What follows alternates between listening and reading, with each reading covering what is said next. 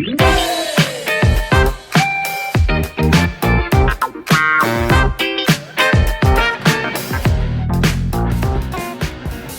everyone, good morning, welcome back to my channel. Today we're going to be talking about another trailblazer in my Pride series this month. This woman is one of the most important Pride members in our history.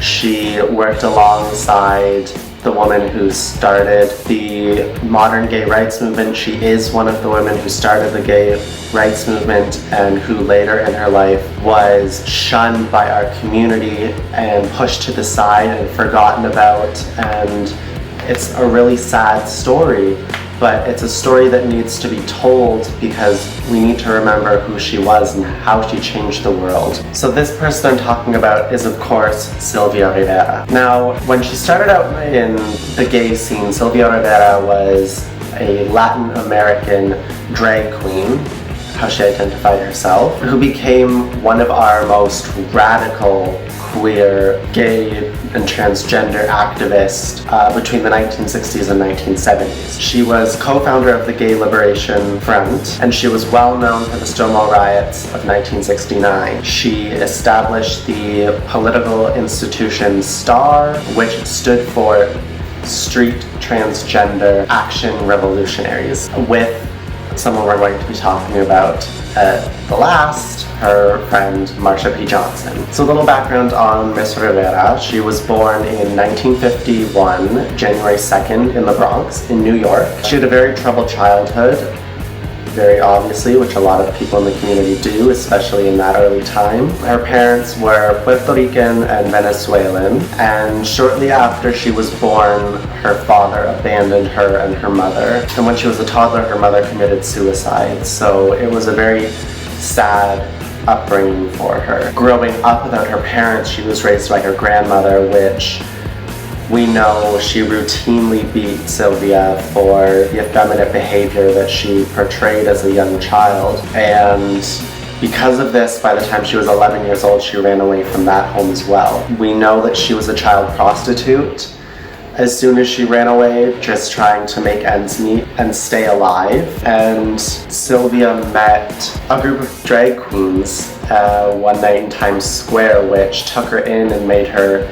family. Found family is so important to the community, and the drag queens in New York gave Sylvia that home and that comfort and acceptance into the community. Because of this, she started identifying as Sylvia and identified as a drag queen at this time. We know later in life she better identified as transgender, even though she really didn't like labels. We still identify her as a trans woman. Now, 1960s America was already full of protests. There was the civil rights movement, the Vietnam War was happening, peace protests, the women's rights movement was gaining traction as our second wave feminism started.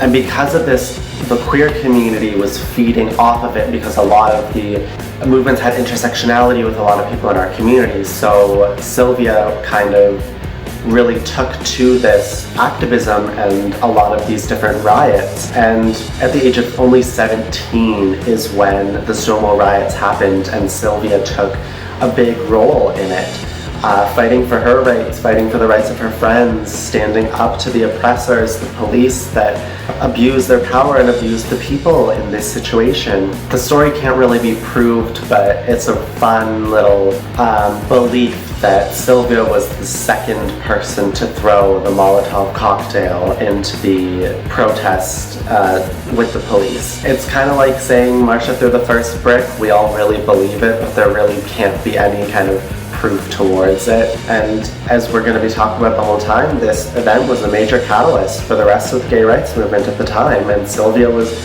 one of the original people to stand up. Later interviews kind of with Sylvia show that she remembered that time very fondly, and it stood out as a special place in her life. She says, we were the frontliners. We didn't take shits from nobody. We had nothing to lose, which is kind of powerful. Once you know you have nothing to lose and your peaceful protests aren't going anywhere, then riots have to be incited because it's the only way people listen. Now, along with the establishment of the Gay Liberation Front, Sylvia teamed up with her friend Marsha P. Johnson and co-founded STAR, which was a group that helped empower gay, trans, and gender fluid people, especially youth, in the 1970s. Now, as I said before, Sylvia hated labels, so she didn't like being called transgender or whatever. She just liked being Sylvia. And she co-founded a lot of mainstream gay liberation movements because of her own diverse and complex background. She was poor, she was trans, she was a drag queen, she was a person of color, she was a former sex worker, and she was also a person who experienced a lot of drug and alcohol addiction. She was incarcerated and she was homeless for a lot of her life. Because of this, it was a crossover of so many different problems and troubles that a lot of queer young people have in their life. So she was kind of the poster child for the liberation movement. She was everything and nothing all at once. So because of this, she didn't only fight gay and queer issues, she fought against homelessness, she protested against criminal injustices, against economic disparities. She stood up for everything. She has some controversy about her, which is why I said people turned their backs on her in later years of her life. She initially supported the gay rights bill, but she felt betrayed when the bill, which basically took 17 years to pass in New York, ultimately excluded the rights of the transgender community, which, yeah, rightly so. I would be totally disgusted if I had been waiting 17 years for freedom and they say, oh, just freedom for those people, the people who look like me, white, cisgender males. She had every right to be disgusted with it and totally against this new bill. And perhaps her most famous or infamous kind of memory that a lot of her naysayers like to throw around at this time of year is her "y'all better quiet down" speech. The criticism that she had about the gay rights bill was a lot of backroom deals were made with leaders of the queer community to push out transgender people and gender non-conforming people. She referenced that a lot of these backroom deals were being led by gay middle-class white men, as well as lesbian feminists who didn't feel or understand or share the passion for their marginalized groups within the gay community. And yeah, angered by the lack of inclusion of the people who didn't fit the molds of gay white middle class, Sylvia delivered a speech at the 1973 Christopher Street Pride celebration in front of hundreds of people. And the crowd started booing her. She screams, "You all tell me, go and hide with my tail between my legs. I will no longer put up with this shit. I have been beaten. I have had my nose broken. I have been thrown in jail. I have lost my job. I have lost my apartment. All for gay liberation, and you treat me this way? What the fuck's wrong with y'all? Think about that." Feeling betrayed by the movement she had fought her whole life for, she left STAR and disappeared from activism for the next 20 years. She then returned in the mid-1990s to stand up for trans rights again, amid the conversations of legalizing gay marriage and the LGBT community fighting in the military. And on the 25th anniversary of the Pride rights movement, the Stonewall riots, Rivera was asked to participate in the New York City's Pride Parade, and then she shared a quote that I'm going to read for you. "The movement had put me on the shelf, but they took me down and dusted me off. Still, it was beautiful. I walked down 58th Street, and the young ones were calling from the sidewalks, 'Sylvia, Sylvia, thank you. We all know what you did.' After that, I went on the shelf. It would be wonderful if the moment took care of its own." Now, sadly, in 2002, Sylvia Rivera died of cancer, but she's considered one of the most influential LGBT activists in the world.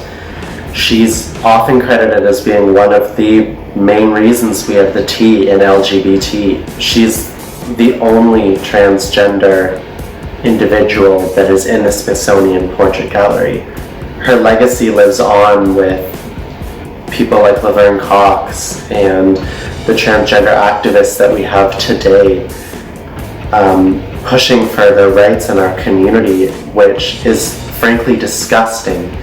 They're the people who started the gay rights movement, and we often overlook them or don't care or see that another Black trans woman has been killed in the news and we just brush it off like it's nothing. The transgender community is one of our most important and sacred people, and it's awful that we push them aside, and we need to do more to help them and elevate them and use our privilege as white males or white females in the community.